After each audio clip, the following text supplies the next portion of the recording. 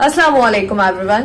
Saudi अरब में मुकीम गैर मुल्कियों के लिए बड़ी खुशखबरी आ गई है। अब कोई भी शख्स जो अपने मुल्क जाना चाहता हो, उसका अकामा एक्सपायर हो, शरका बंद हो, मससा बंद हो या कफील छुट्टी न लगा रहा हो, तो वो हमारे साथ राब्ता करे। हम इंशाअल्लाह 3 से 4 दिन के अंदर अंदर एम्बेसी के जरिए उसका खरोज लगाकर सफर करवाएंगे। ये सफर बहुत ही कम खर्चे में किया जाएगा।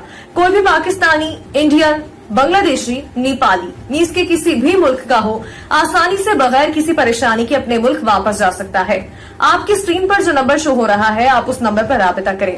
हम इंशाअल्लाह 3 से 4 रोज में आपको प्रॉपर प्रोसेस के साथ एम्बेसी के जरिए अपने मुल्क भिजवाएंगे। अगर किसी सूरत नंबर पर राब्ता ना हो रहा हो तो ईमो या व्हाट्सएप पर राब्ता कर सकते हैं। बाएतमाद तरीके से श्योर गारंटी के साथ आपको आपके वतन भेज दिया जाएगा। नाजरीन, अगर किसी शख्स पर केस है या वो मतलूब है या लेन देन चल रहा हो या लड़ाई झगड़ा चल रहा हो, तो वो लोग राब्ता ना करें। बिस्मिल्लाहिर्रहमानिर्रहीम। अस्सलाम वालेकुम नाजरीन, आज की वीडियो में बात करेंगे नए कफाला सिस्टम के हवाले से 3 मजीद शराइत के बारे में बयान जारी किया गया है, जिसका ऐलान वज़ारतुल अमल के वकील हैं इन्होंने किया। एक मीटिंग में कल डिस्कस हुआ है, वहाँ पे बताया गया है, लेकिन वहाँ पे कोई फाइनल डिसीजन तो इनका नहीं था, लेकिन 3 चीज़ें बताई गई। नाजरीन, ज़ाहिर सी बात है, वज़ारतुल अमल के वकील ने ये खबर जो है ब्रेक की है, तो वो सही ही होगी।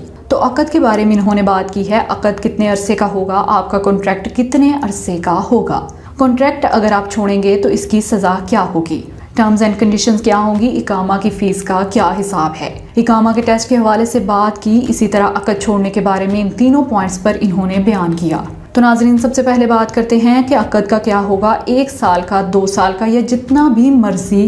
नाजरीन, अगर आपकी कंपनी या आपके कफील आपके साथ एग्री हैं तो आप 10 साल तक अक़द कर सकते हैं। इस सूरत में ये भी कहा गया है कि अगर आपकी कंपनी सर्विसेज चाहती है, आपकी कंपनी पहले भी काम आपसे ले रही है, आपके काम से मुतमिन है, तो वो 10 साल का अक़द कर सकती है। शर्त ये है कि आप उस पर राज़ी हों। ऐसा नहीं है कि वो आपकी मर्ज़ी के बगैर आपसे अक़द करे।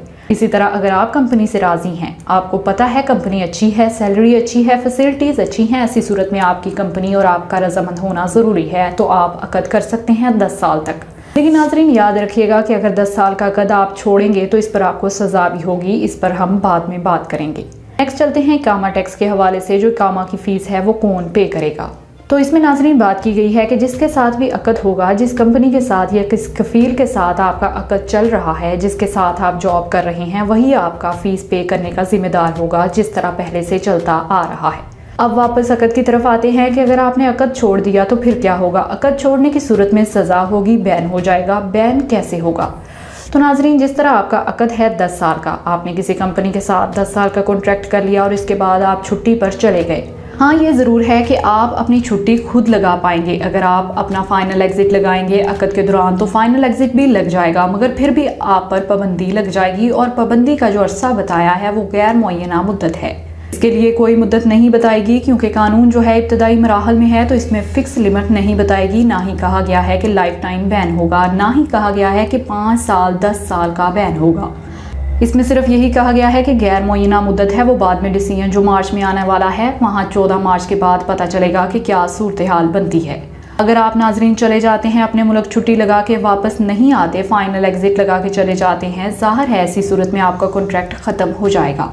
जब कॉन्ट्रैक्ट ख़त्म हो जाएगा तो इस सूरत में आप पर पाबंदी लग जाएगी और किसी और कंपनी या कफील के पास आप दोबारा नए वीज़े पर नहीं जा सकेंगे। पुराने रूल के मुताबिक, जो पुराना रूल है, अगर आप छुट्टी पे जाते हैं और वापस नहीं आते तो 3 साल का बैन लग जाता है।